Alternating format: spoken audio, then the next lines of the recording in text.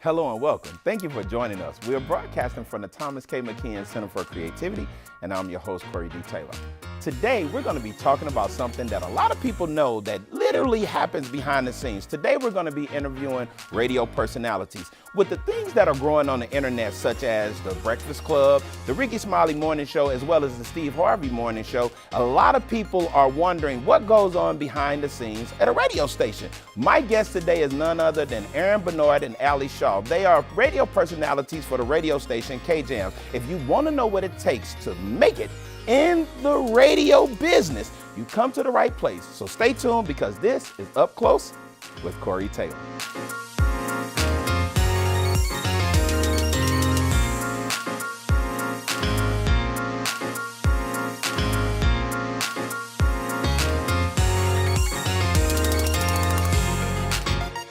Hello and welcome back. Our guests today, you may have heard them but not know their faces. Today I'm interviewing Ali Shaw and Aaron Bernard. Hey, how y'all doing today? Great.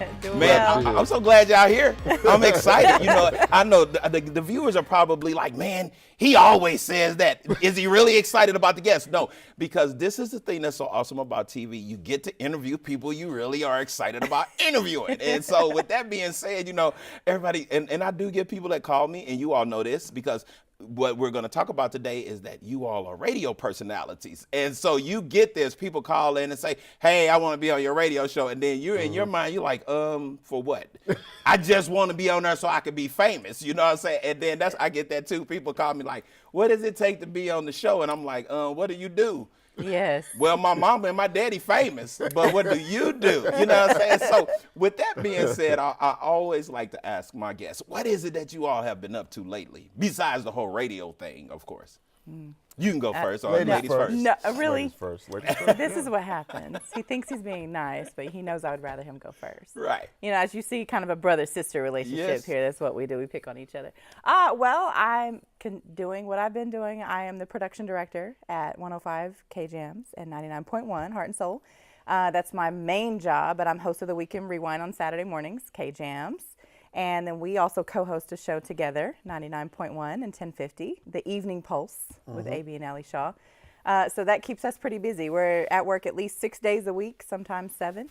And then I DJ on the side, so mobile DJ, weddings, parties, you know. So you're just whatever. busy. Just all the time. Doing Hosting. your thing, doing what you love to Yeah, do. yes. What about you, sir?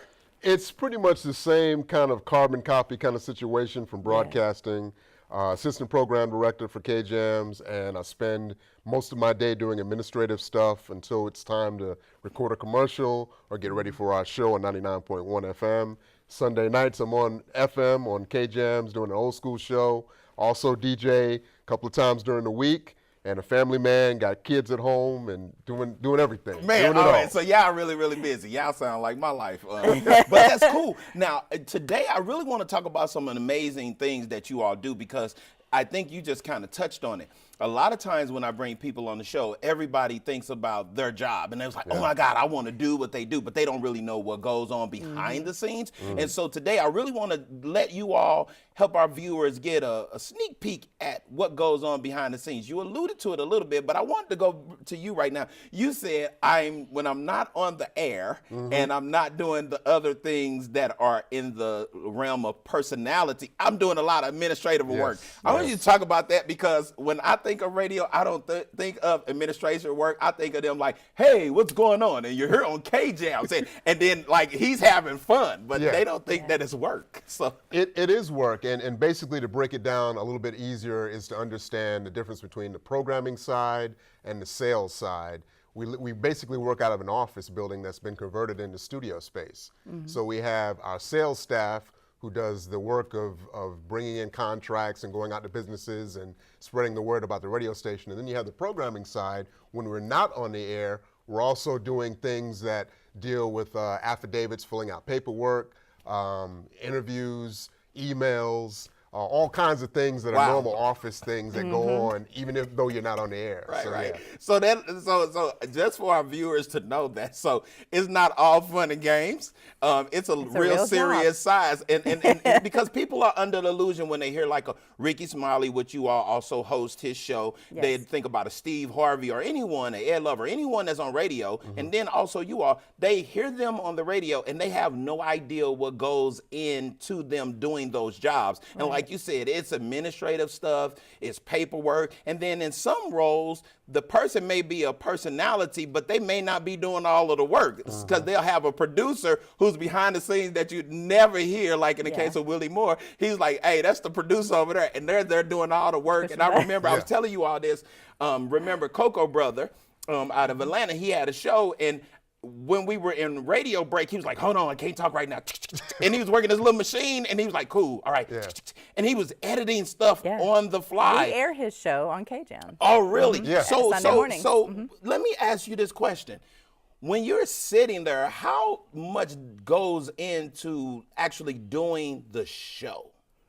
Doing our show together. Yeah, or any show, because we just hear the voice. Yeah. We don't know what you're actually doing because we can't see you. We just know you're like, and welcome back to KJAM. Yeah. So today in studio, but sometimes you don't have guests. So how do you like keep that energy, and what are you actually doing behind the scenes when Well, you're like doing for the show? our show together, we do a lot of show prep. So we're looking at entertainment news, and our show we try to keep light. There are a lot of other shows that are Heavy. talking about heavy topics, and we really don't do that. We're music lovers.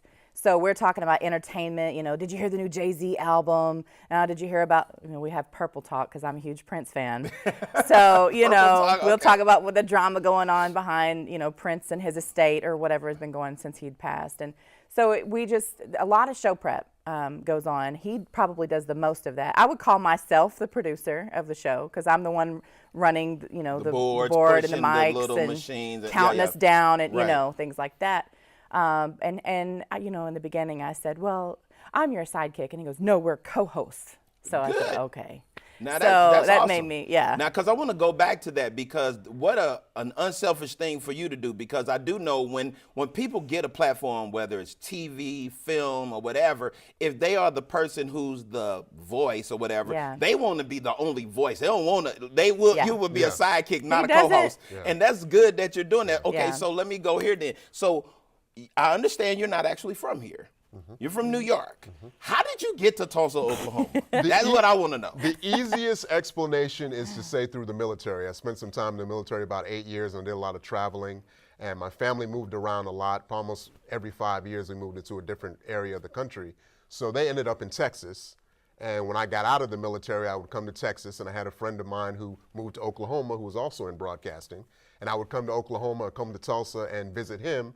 And lo and behold, I ended up getting a job opportunity here and got the job in radio and ended up staying. Now, here's the thing, because I want to make a point here, because you had a background in broadcast journalism, so you kind of been into this whole broadcasting, understanding this, but for Allie, for you, yours is different. Not at all. And I think what I think is so interesting about this is, here it is, you have the education, but then you take the old school route of starting off doing Hands-on. something, learning from it, and then you make it. So first of all, let's talk a little bit about your background. Then we want to go to you, because I think this is very interesting. Well, my background is basically going to broadcasting school through the Army and then working overseas in Okinawa doing, I very often say the Good Morning Vietnam movie is really Yes, kind of what yes, I did. And Robin Williams Yeah. loved That's- it. Go that's ahead. exactly That's how I kinda learned what I how to did. shave, by the way, but go ahead. No, I'm so serious. I used to use, I used to get razor bumps all the time, Yeah. and I used to take the little shaving gel with the alcohol in it, and I'll shave and I'll bump up so bad. And I was watching Good Morning Vietnam, and he was like, "Are you getting razor bumps?" And then he was like, "Take up some soap and put it on your face." For the last 20-some years, I've been using soap to shave. Go ahead, though. I had to say that. So you're not the only one that benefited from Good Morning Vietnam. So go ahead. I don't want to stop you, but go ahead. I got involved doing that for like 3 years, and then when I got out of the military, I started doing commercial radio, what they call commercial radio, separated from the military radio thing. So I worked in North Carolina and then moved, of course, to Oklahoma and then been working here since 1995, but just been doing the radio career since then. Wow. And what now? So your side, no broadcast experience. doing something totally different, and then you say, I love music, so I want to go try to work in radio. So tell us your story. Sort of. No, I'm saying tell us your story. No, I'm saying I was hypothetically. a student at TCC Okay. at Tulsa Community College and was working part-time and was about to finish school. And a friend of mine said, didn't you say that you were looking for a full-time job? She was working at the station in promotions. And so she helped me get an interview, and I started in the traffic department. So that's all clerical. That's like data entry.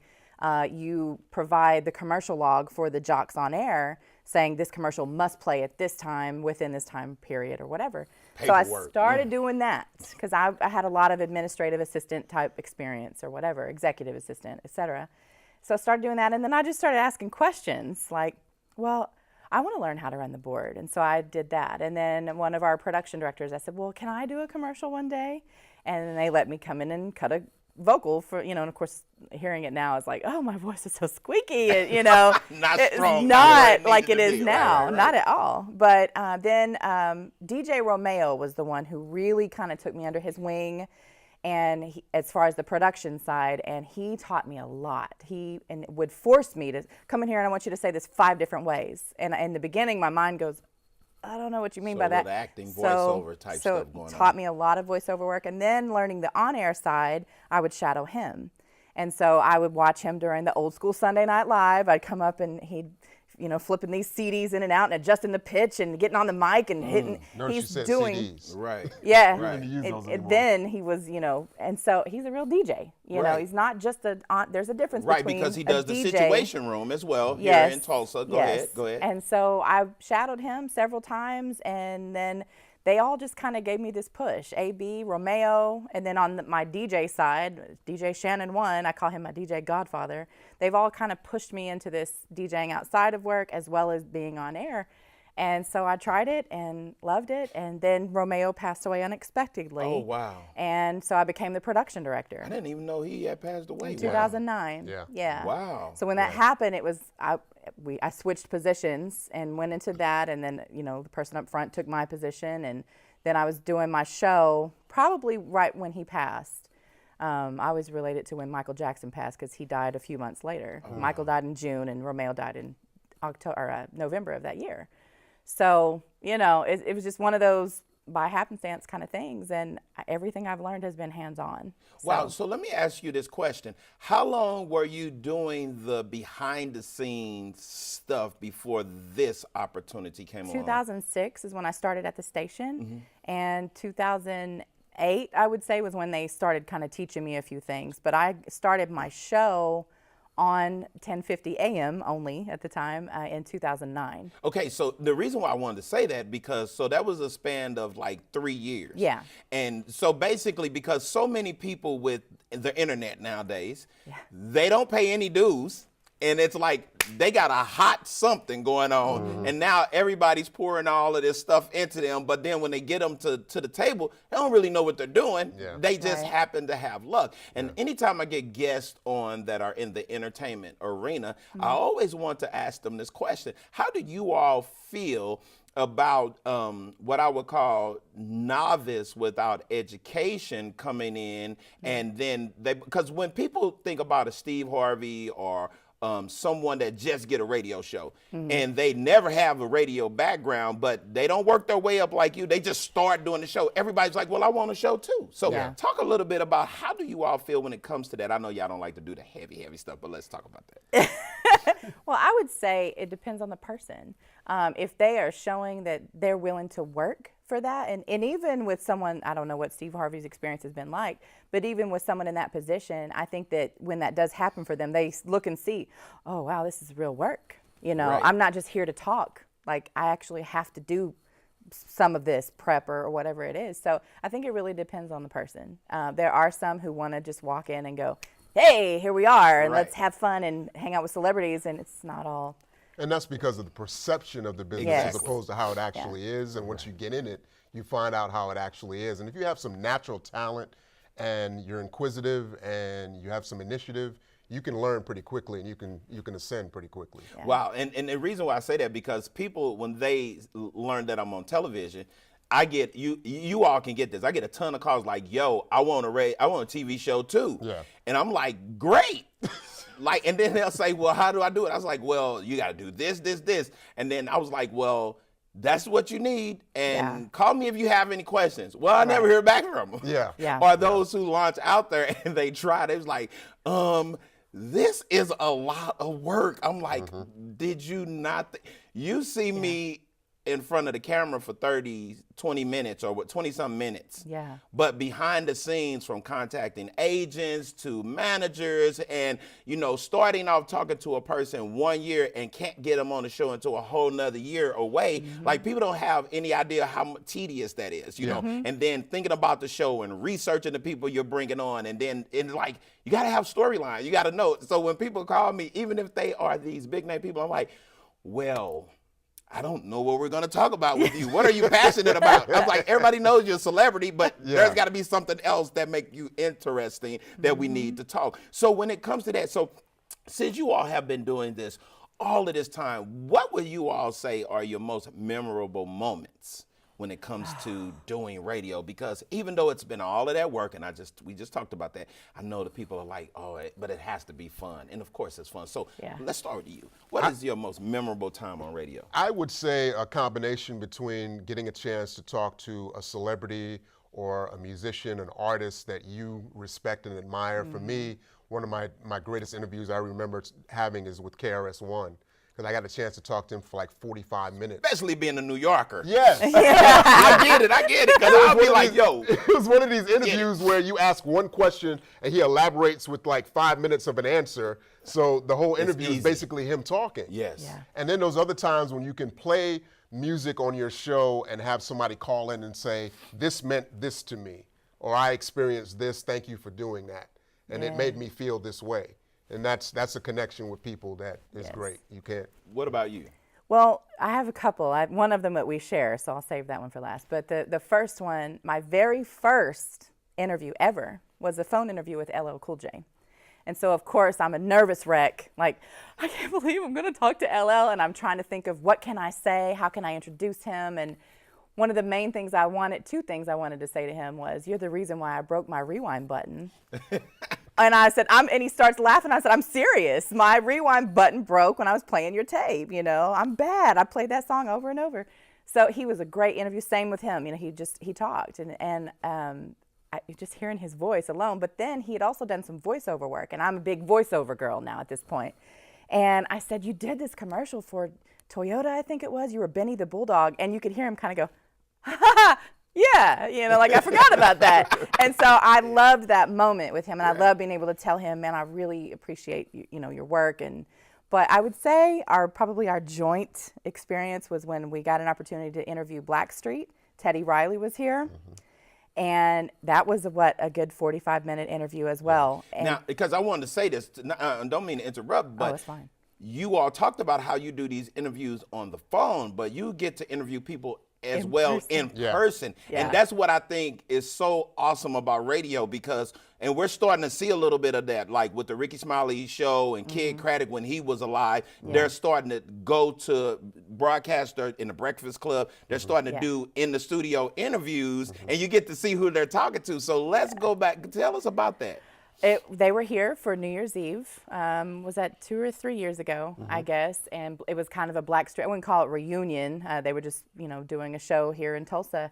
And he started talking about working with Michael Jackson. And it was kind of that moment where you go, oh, I forgot he worked with Michael Jackson. We're sitting in a room with, and speaking of a Jackson, we got to interview Tito Jackson not too long Tito ago Jackson in came to studio. see, Wow. And that was another one of those, we're talking to a Jackson, like I said, we're such music lovers that, and then we got, going back to Teddy Riley, we got Blackstreet to sing a cappella in the studio, and I recorded them, and that's when I kind of fangirled a little bit. I flipped the camera on myself like, I can't believe this is happening right now. But as, a young kid who grew up listening to the radio, I mean, MTV started when I was like a kid, so this was a dream for me. And these things are really happening, and it was incredible. So when you had these interviews, because I think even me as a host, doing television programming, I have those memorable moments, but I also have those guests that, I get this whole kind of fan response. Like I have to remember that I'm a professional and I'm a fan, but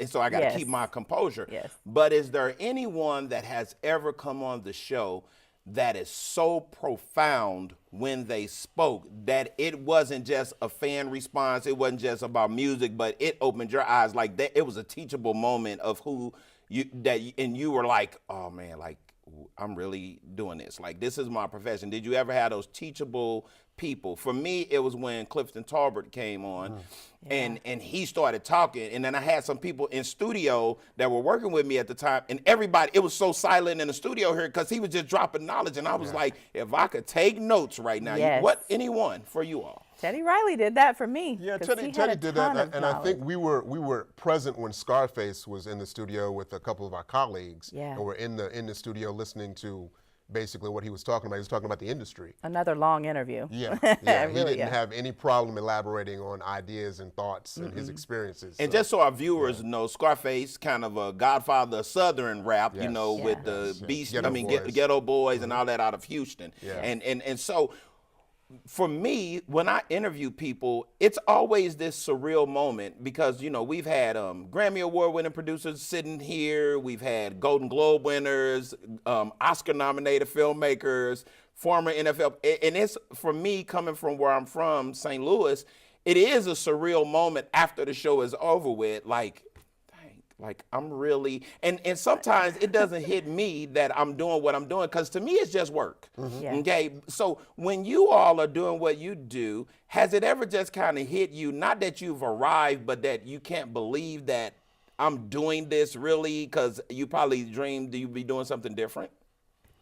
Yes. I mean, that's what happened with the Teddy Riley. I got to meet Talib Kweli. He's one of my favorite lyricists, MCs. And he was so cool. Like, he just was what you perceive of him. And when you have those opportunities, you don't really think about it in the moment. You're just talking, you're just having a conversation. Just like if I have a guest come on my show, could be a local, politician, artist, whoever, they do that. Most people do that. Oh, a lot of people are going to be listening to us, and what most normal people will do. And my thing that I always try to say to them, hey, it's just me and you. We're just Right. talking. Exactly. And so that's what we do with the celebrities. And then when it's over, you go, when Tito Jackson was here, it was just kind of that moment, like, that was Michael's brother, Janet's brother. That to me I had grew up with to them. be a moment I reflected on afterwards and had to let sink in. Yeah. That he was actually there, and all that he represents to the music industry and to our lives as a Yes. part of the most famous family in music. Right.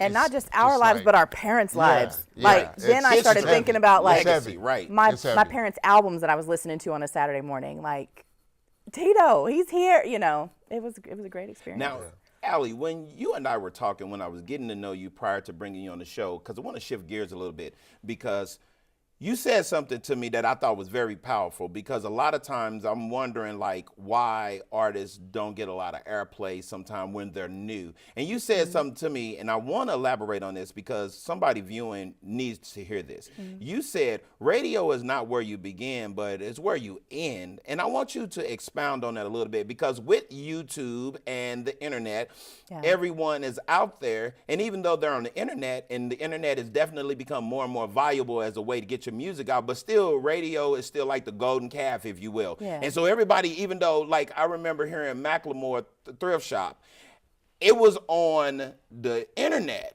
but it hadn't even made it to radio Yes. yet. And so, and I think in those artists' mind that I still haven't made it until somebody playing it on the radio. Yeah. Right. And so go ahead and expound on what you were saying Well, about. and he'll be able to elaborate even more because he is our program director. But I would say radio is where you end up, because if you think about it, most people did not start there. We were talking about Ludacris before, and he actually worked in radio. Correct. But he was not put on immediately. He had to work for that. He had to go out and build his fan base. He had to put in the work. He had to do these shows, whether he was traveling or whatever.